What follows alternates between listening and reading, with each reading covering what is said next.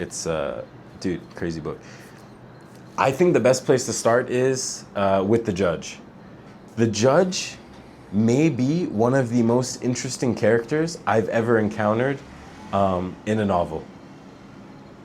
He's like this. I mean, first of all, the way you're introduced to him, the way you're introduced to the judge is, he makes this dramatic entrance. He slanders a guy. I think the guy's giving a sermon. He slanders him. People run up. They seize him. And then, the character finds out later that the person that the judge slandered, he's talking to the judge, the person that the judge slandered, he'd never met before. So the judge totally just bullshitted and he just wanted to, ruin the guy's day. So for that to be your first encounter, with the character, sorry, I don't want this to go out. Sorry guys, 1 second.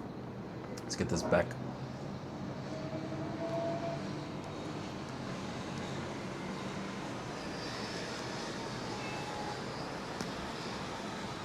Dude, this is such a good cigar. So that's how you're introduced to him. Second of all, just like his physical attributes, the way that McCarthy describes him, he's super tall. The guy's jacked. He's basically described as like having, I think it's like alopecia, where he's totally hairless. Like his whole body has no hair, which relates to a theme that I'll talk about later, at least in my opinion. He has like a big, shiny, bald head and like this commanding voice, and he speaks so eloquently. Some of my favorite writing in the book are the dialogue instances where the judge is sort of going off on like this monologue, or sometimes he has like this almost like Socratic tone where he's posing these questions, like these big, these massive, mind-altering questions about existence, reality, what it means to be human, the necessity of violence, things like that. When he's posing them at his fellow raiders, I guess you would say, or fellow mercenaries. But crazy introduction. His physical attributes are nuts. I'm just gonna get straight to the meat. The judge is such a cool character because how I interpreted him, at least, and you guys tell me in the comments if you had a different sort of understanding.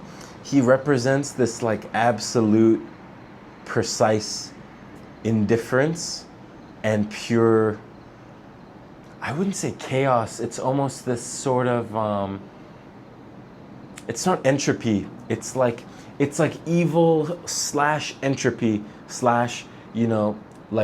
like sinfulness. But it's not an apologetic sinfulness. It's not even a sinfulness that, would urge one to repent. It's sort of this cold, calculated, scientific, this scalpel with which he interacts with the world. He's totally, it's almost as if he exists outside of morals. He exists outside of judgment, which is, it's funny, that I've been trying to understand. I don't want to go online. I want to sort of come up with it myself, but why he's called the judge. And it might be that he himself has transcended judgment in a sense because he's so just indifferent. He's so amoral. He's so just outside of the system. And that's what makes him scary. And that's what makes the encounters with him in the book just so powerful, because you have this total representation. And towards the end of the book, last 2 chapters, it also becomes apparent that McCarthy, it might be a Fight Club sort of thing where maybe did the judge really, I think the judge really does exist in the story, but is the judge more a metaphysical manifestation of our main protagonist's sort of darker side, or is he an actual character? So many questions, man. I mean, I have like pages of notes, and again, I have no plan. I just want to sort of spout these thoughts. Is that the right thing? I just want to sort of share these, put them out there, and then at a later time, I'm going to sort of go through and make this maybe into like a mini series on the channel.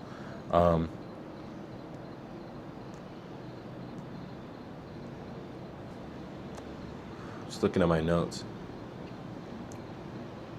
So actually, let's get into the judge's belief system, his values. The judge is responsible for one of my favorite quotes ever in a book.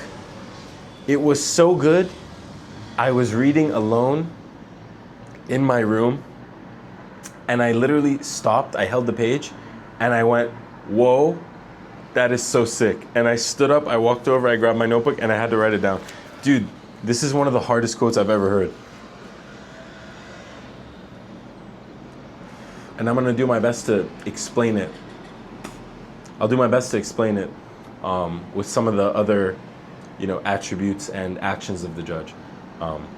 The judge has this crazy quote, it's on page 259, and he goes, "Before man was, war waited for him."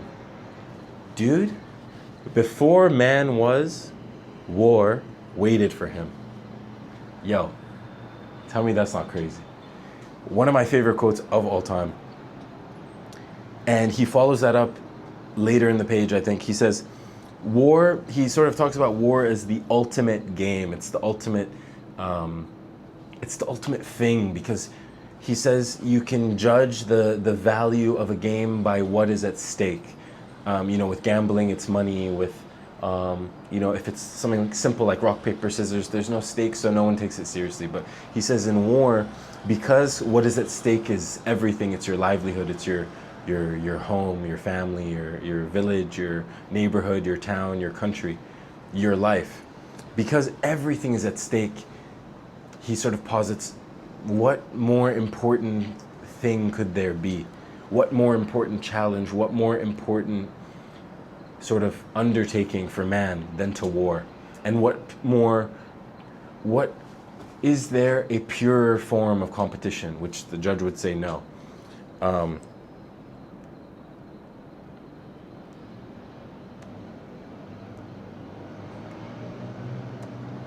He says, war is the ultimate trade, awaiting its ultimate practitioner, which he argues is man. He said, no animals, nothing on the earth is so capable and so great at warring as man. He says man is the ultimate practitioner of the ultimate game. And that's the reason why it's so, and he believes war and conflict and especially, violence and bloodshed, these are things so deeply rooted within humanity. They're as essential to us as writing, currency, procreation. The will to dominate others, the will to seize others and, I guess, exert your will upon them and best them through violence is core to what it means to be alive as a human, which is crazy to think about. And dude, sent me on a rabbit hole, honestly, for a couple days. But it's cool because he introduces war like that, right? If you guys think about it like that.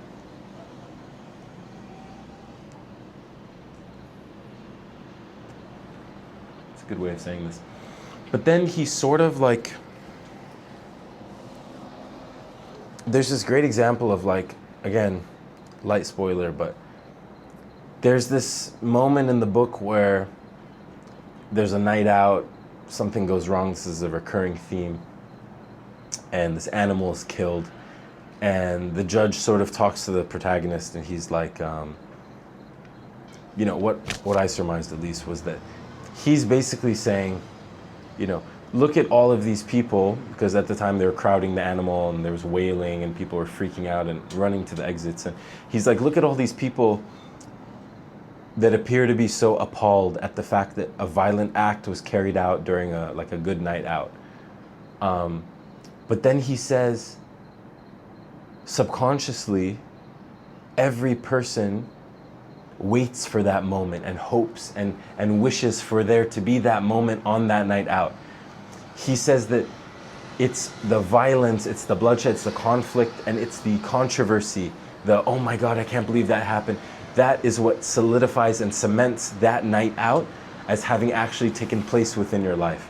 He says, in a way, the judge sort of posts this notion that had there not been this violent act, this bar fight, a murder, a kidnapping, sometimes in the book, an R word, you guys know what I'm referring to.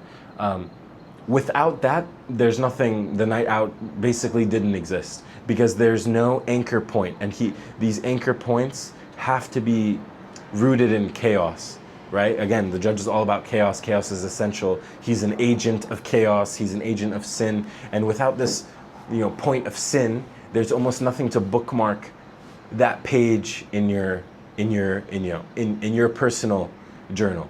Nothing that makes that night stand out. And that's why McCarthy even plays with this notion of time where, during good times where there's no violence, time passes very quickly for our character. But in times of violence, extremely slow, gritty detail. Again, he's just such a great author.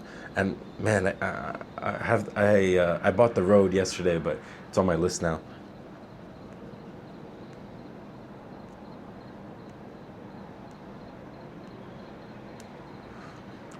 Continuing that notion of violence, lending itself to become this sort of stamp of legitimacy for an event or for an action or for a moment. The judge also talks about how everything is a ritual.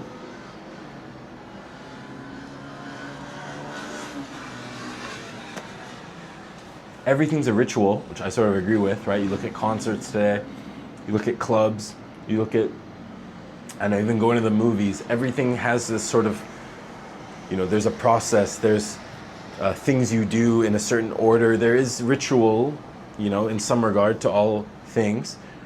And he says, what good is a ritual, or what weight does a ritual hold if there's not a bloodletting? Again, going back to that point where the animal died, it's sort of like if the bloodletting had not occurred, if there was no violence, if there was no conflict, controversy. Remember, bloodletting here is like very metaphorical, right? It doesn't have to actually be someone dying. But if there was no, oh my God moment, what use is the ritual? It's a plaything. It's pretend. It's just theatrics, and it holds no weight, and it serves no purpose. He says, again, because the judge is so sort of omnipresent throughout the story, he's such a driving force in the story.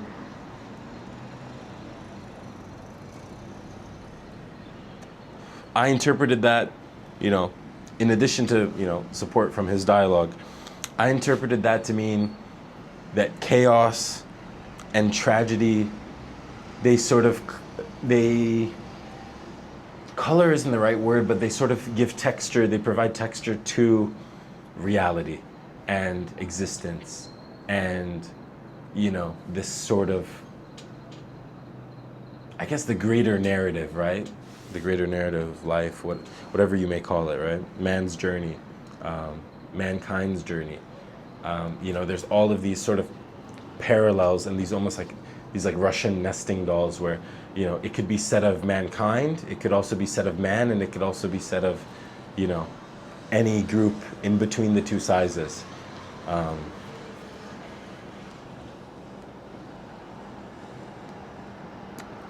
One thing, this is a bit of a spoiler, and this is also me personally theory crafting a bit.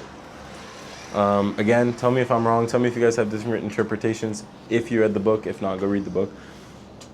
Throughout the novel, every time they post up, so the mercenary team, every time they post up in a town or a village, I noticed that afterwards, there's always like, McCarthy throws in like, it won't even be a sentence sometimes. It'll be like a quick, brief mention and like a, even like a sentence fragment or like, tagged on to the end of something here or there. But there's always a young person that goes missing. At one time it's a young girl, one time it's a young boy. I'm forgetting how many times it occurred.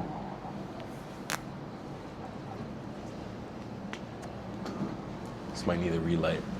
I'm forgetting how many times it occurred, but get my lighter, man. I'm forgetting how many times that happened, but even towards the end of the book, I think he was more on the nose with it, and that's when I wrote it down, and I was like, okay, like I am like noticing this.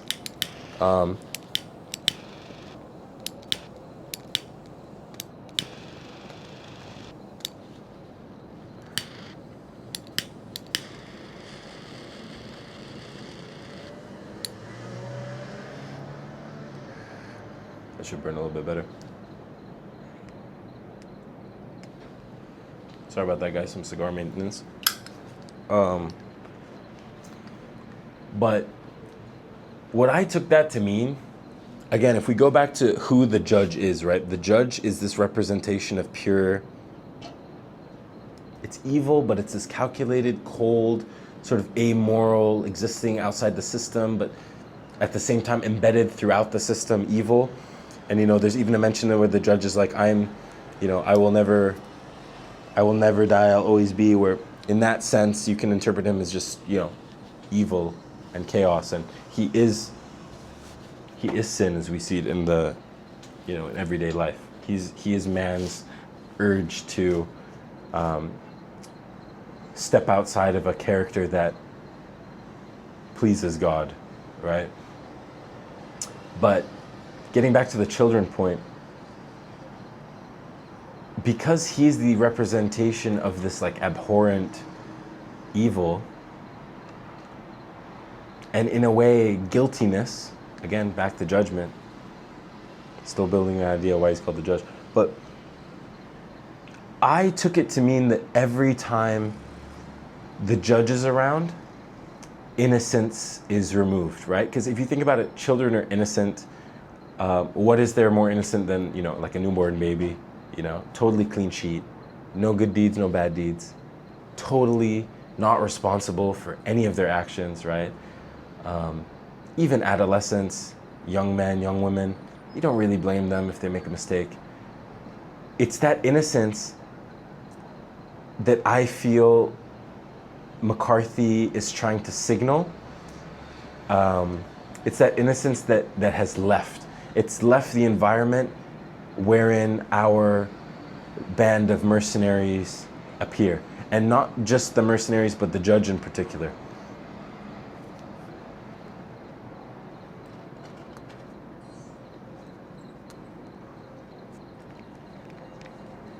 Wickedness. That is what I had written down. Sorry about that, I didn't see that word. I think the judge represents wickedness, which has this, there's a subtle difference between wickedness and chaos. Wickedness is chaos with a sort of direction, right? That's how I interpret it. Wickedness it's chaos that tends towards evil with some sort of direction. There's some sort of push there by the practitioner, right? Or by the, it would have to be a practitioner.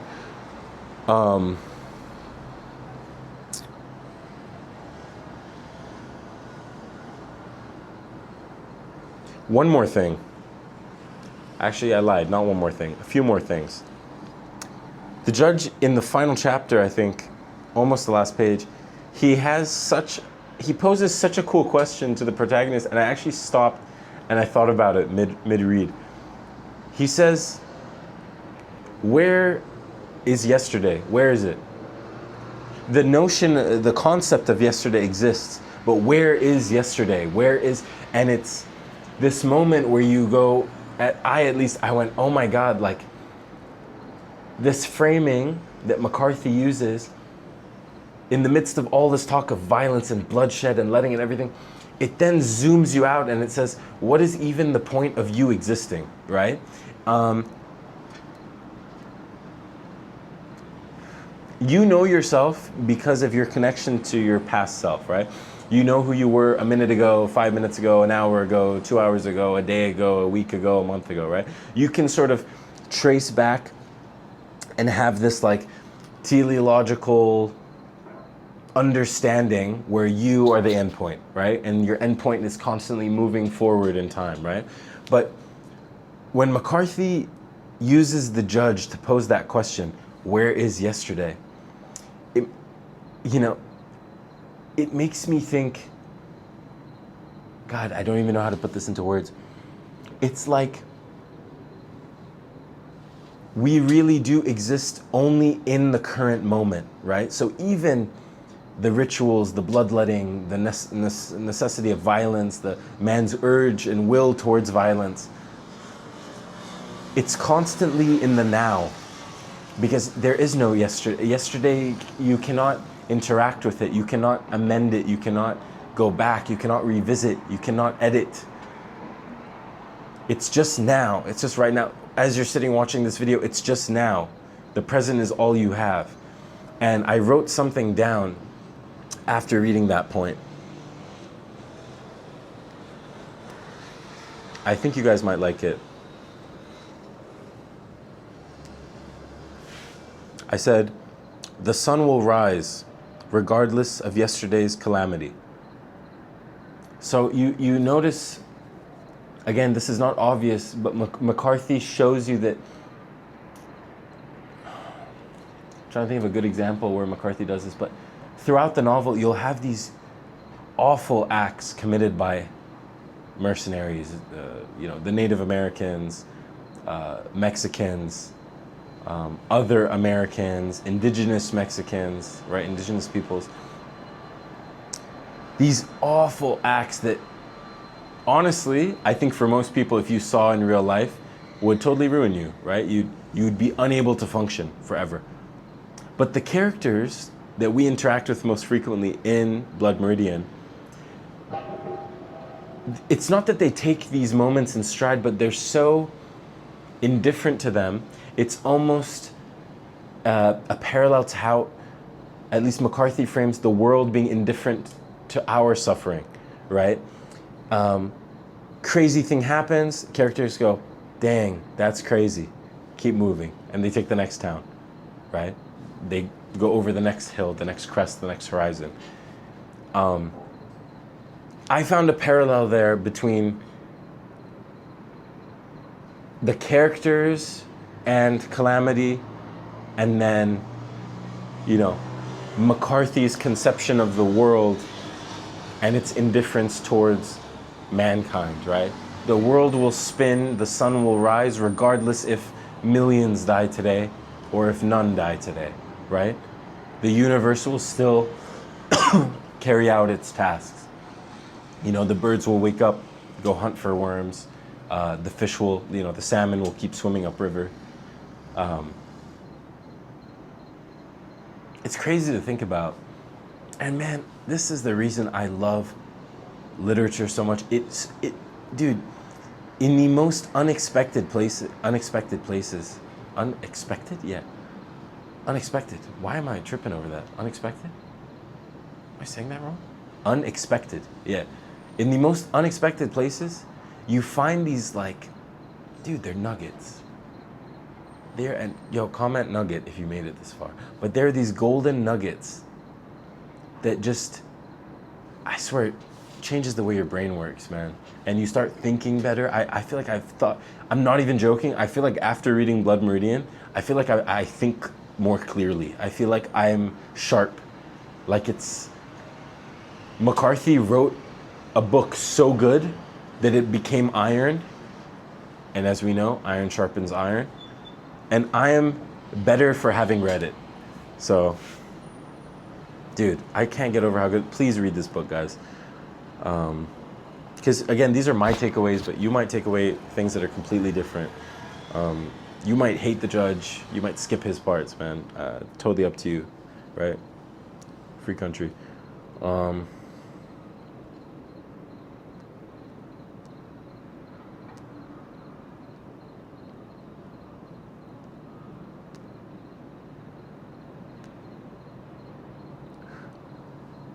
Guys, I don't want the cigar to end. It has gotten progressively tastier. I don't know if any of you guys are cigar guys, but you'll know that I'd say every third of a cigar tastes a bit different.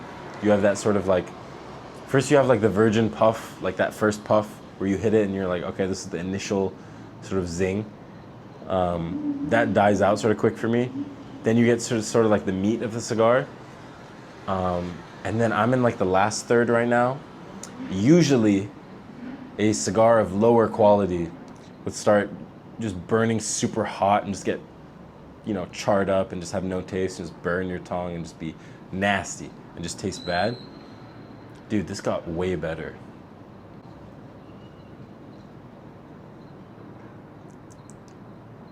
I don't even know what that is. It's not like, it's just smooth. It's almost like creamy. I don't know. Back to the book. Okay, this time it is the final thing. And then we can just hang out for a bit while I finish this.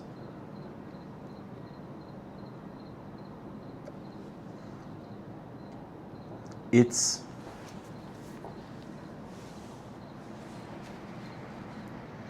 undoubtable that the conception of war within Blood Meridian, super important. It's a central theme, right? It's a central? It's a central theme. It's a central idea. It's a central term. It comes up a lot, and a lot of McCarthy's ideas center around the concept of war, right? Of battle, of struggle, of hardship. I wrote something else down, which I think is important. McCarthy shows you, first of all, our character doesn't even have a name, right? Which every time an author or a movie does that, or a video game, anytime they don't show you your character, anytime you don't know the guy's name, it's meant to be you, okay? That's who it is, like, it's meant to be you.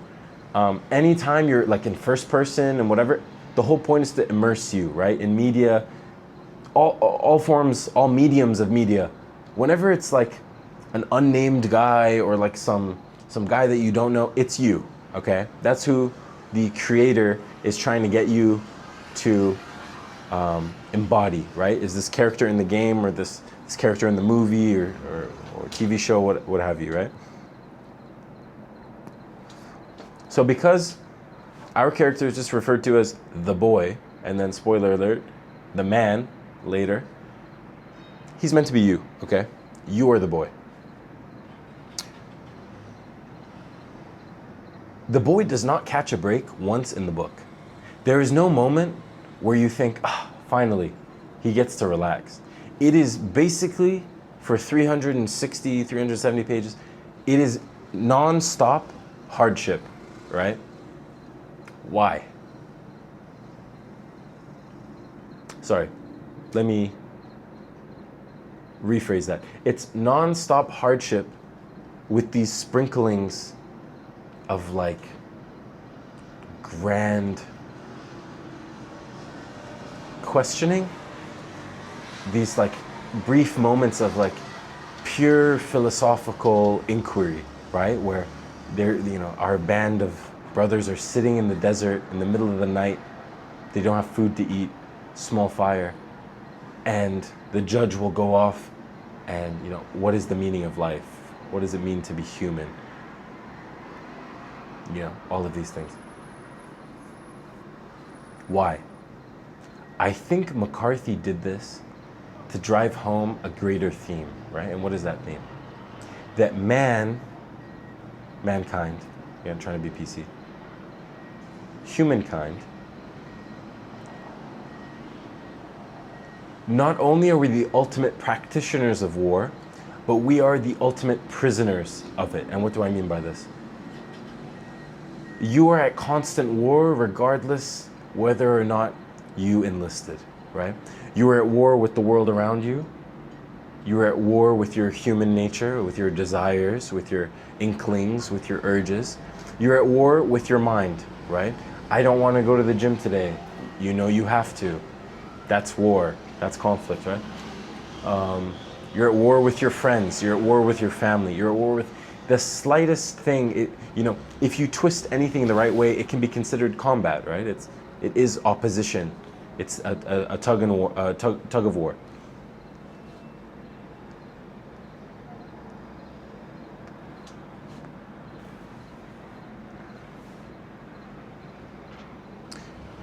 because you're at constant war with everything, it can lead you to feel a sense of fragility, a sense of, what's the word I'm looking for?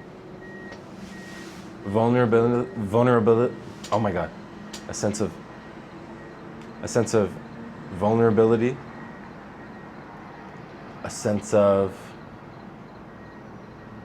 urgency, angst, right?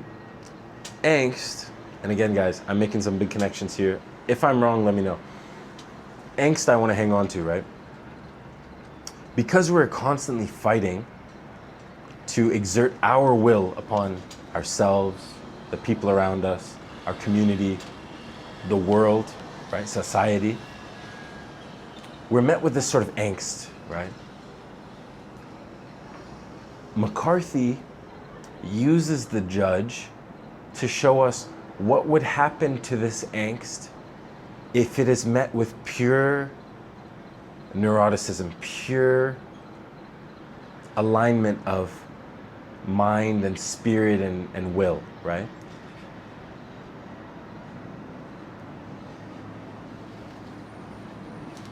And what happens, it's not desirable, it's not pretty. The judge does this thing throughout the book where he carries a small booklet with him, and anytime there's an interesting place, an artifact, an animal, a fossil, a stone, anything of interest that he is not previously acquainted with, right? Say they come to a new pass, they see a new town, he will sketch the town, right? He records notes and sketches in this book, right? And McCarthy mentions this a few times, and then finally, you're at this point guessing, or posing the question, why does this guy keep sketching, right? He doesn't seem like a journaling type, right? He doesn't seem like, the judge is not a guy that you would think has a bullet journal, right? Let's put it that way. So one of the mercenaries in the band, in the group, actually asks him, what are you doing with the book? And the judge goes off on some crazy monologue, right? Where basically he's saying, I think the quote was, anything that exists in this world that I am unaware of exists without my permission. Now is where we see the angst come into play, right? His anxiety is caused by the fact that despite his constant warring and his constant will, there are still things that have escaped him, right? There are towns he has not been to because he is, as McCarthy writes him, he's not this omnipotent character. He's not, otherworldly. He's not divine. He is a man, as written by McCarthy.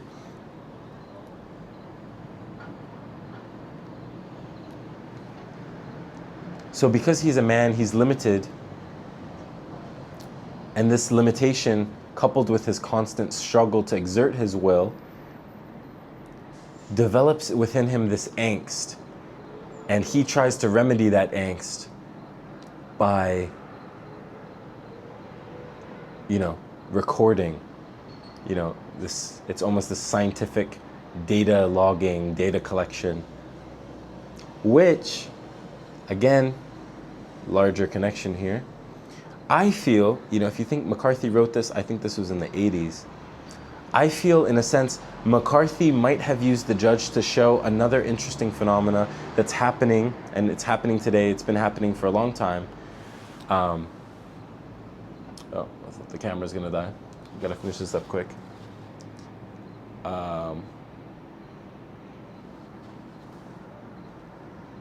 In that technology, science, medicine, science in particular, the great organizational achievements of humanity, the things that we're trying to push, our progress, is all representative of our constant battle and our constant angst with existence.